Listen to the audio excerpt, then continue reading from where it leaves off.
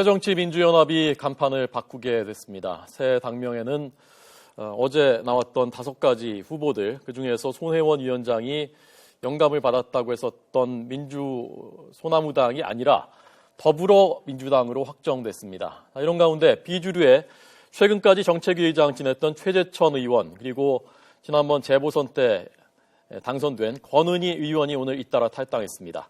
국회 강정규 기자 연결하겠습니다. 강 기자 나오십시오. 네, 국회입니다. 네, 이제 새정치연합을 더불어민주당이라고 불러야 되는 겁니까? 네, 그래야 할 것 같습니다. 새정치민주연합은 오늘 오전 당무위원회의에서 새로운 당명으로 더불어민주당을 채택했습니다. 중앙선관위에도 당명 변경 신청서를 접수한 만큼 당장 오늘 오후부터 당의 공식 명칭이 바뀌게 됩니다.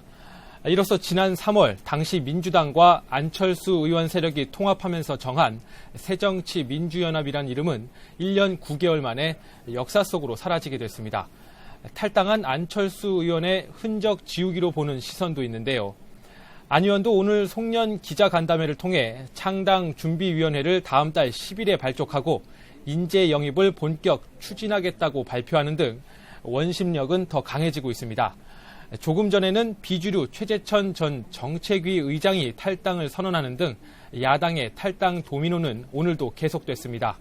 이런 가운데 문재인 대표는 수도권 중진 의원들이 당 내홍의 봉합책으로 제안한 조기 선대위 구성안을 사실상 수용했습니다. 동시에 김한길 전 공동대표 등 탈당설이 나오고 있는 당내 비주류 의원들을 향해 탈당하려는 뜻을 거두어달라고 당부하기도 했는데요. 그러면서도 자신의 거취는 스스로 결정하겠다며 사퇴 요구를 일축하기도 했습니다. 문 대표의 말 직접 들어보겠습니다. 제 거취는 제가 정합니다. 결단도 저의 몫입니다. 더 이상 제 거취를 둘러싼 논란을 허용하지 않겠습니다. 새누리당도 공천 문제로 어수선합니다. 당 공천특위는 지난 연휴 동안 논의한 결과를 오늘 최고위에 보고했는데요. 공천 자격 심사 기준을 강화하고 우선 추천과 단수 추천제를 적용하는 방안 등에 대한 중간 보고 형식이었습니다.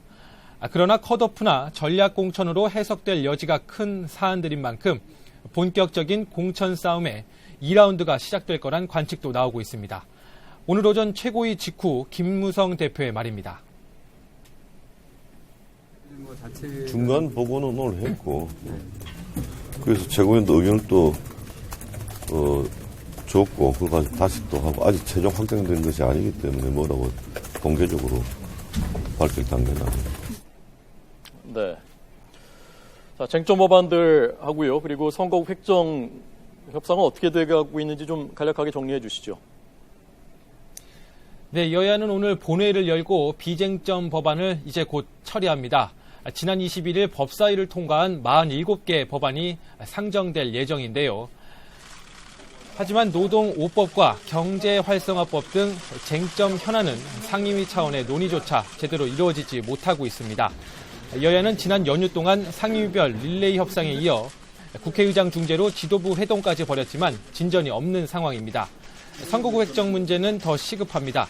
헌법재판소의 결정에 따라 협상이 올해를 넘기면 현행 선거구가 백지화되기 때문에 예비후보 등록이 무효가 되는 등의 혼란이 예상되는데요. 이에 따라 정의화 국회의장은 31일까지 여야 합의가 없으면 현행 그대로인 지역구 246석대 비례대표 54석 기준으로 선거구 획정안을 마련해 직권 상정하겠다는 방침입니다. 다만 획정위가 여야의 합의가 없는 상황에서 의장이 제시한 대로 구획 정리 작업에 착수하게 될지는 미지수인데요. 중앙선거관리위원회도 예비후보들의 혼란을 최소화하기 위한 대책 마련에 나설 채비를 하고 있는 것으로 알려졌습니다. 지금까지 국회에서 YTN 강정규입니다.